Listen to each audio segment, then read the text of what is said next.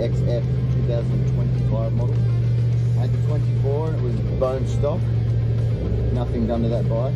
I found out that 25 had some nice little modifications.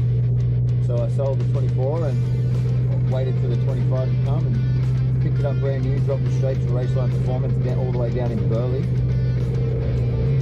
So these guys have done the suspension, got a jet ignition, got the exhaust, engine covers, frame guards, bash plates, disc guards, hand guards, changed the handlebars, seat cover and graphics.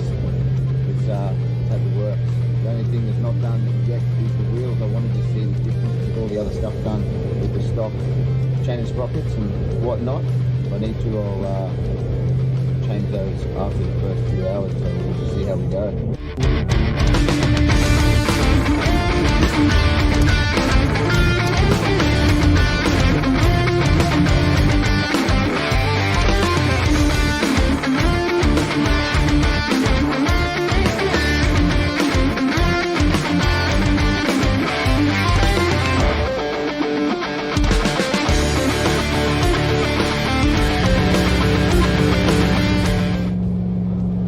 We've got the bike, super stoked with it. The boys at Raceline done a cracking job. It looks sick. They helped me set the sag. We've got the get ignition attached to my phone so we can change all the engine mods and whatnot as we go. I'm keen to get it out on Thursday and have a